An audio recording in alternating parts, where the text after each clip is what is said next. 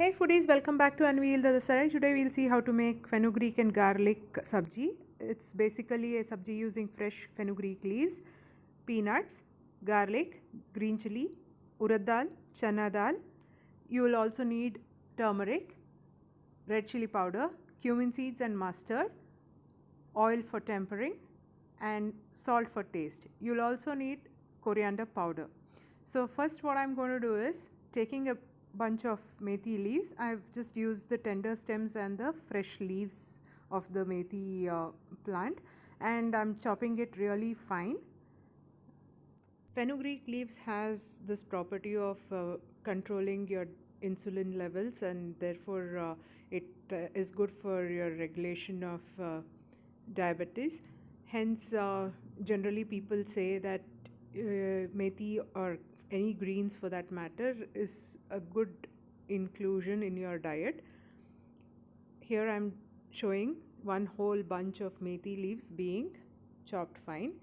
I'll be using the entire bunch, especially during winters when you have a lot of greens available in the market.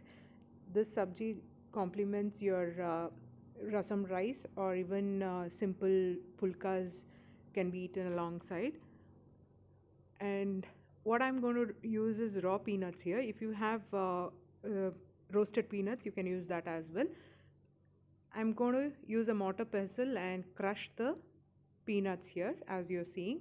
Don't put it in a blender jar, and you don't need a fine powder of this peanuts or groundnuts. You basically need to just have these crushed down into smaller pieces, because when you are having the sabji, you need that crunch in between the fenugreek leaf. So this gives a really good crunch in your sabji.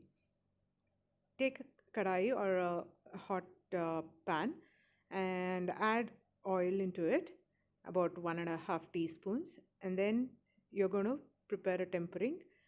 First add in jeera, mustard, chana dal and urad dal. Once the oil is hot, you add in those four spices, and this is definitely going to be one of your favorite sabjis after you try it once. I'll bet on that.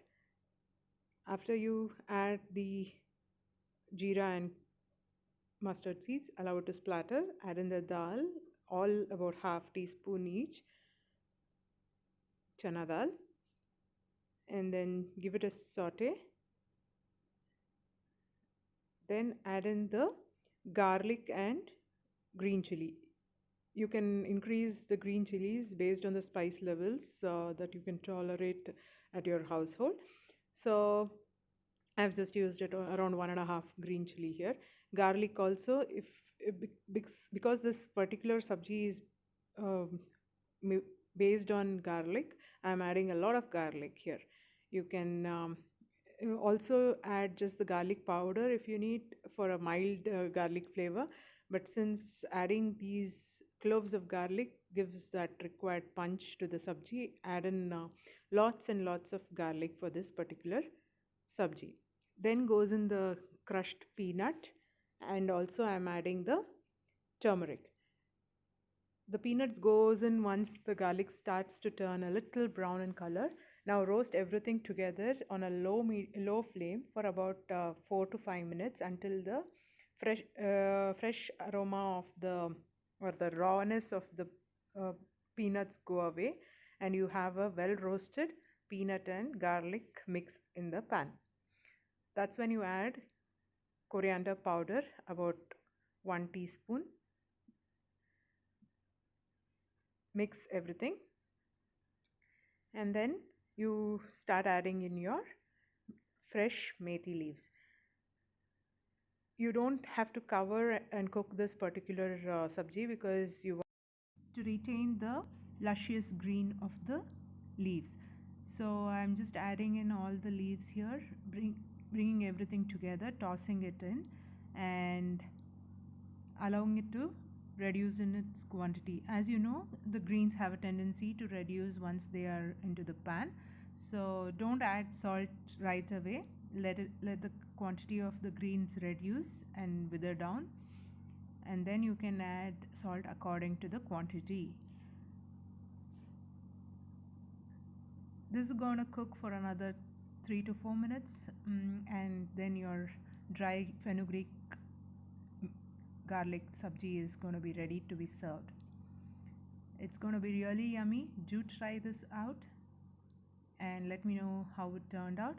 Add in salt at the moment, and when you see that the quantity has reduced to a minimum, and then bring everything together, toss it in, mix thoroughly. You have to cook this on a really low flame because there are chances that you burn out the garlic. So really cook it on a very low flame and enjoy it with hot pulkas or rasam rice. Thanks.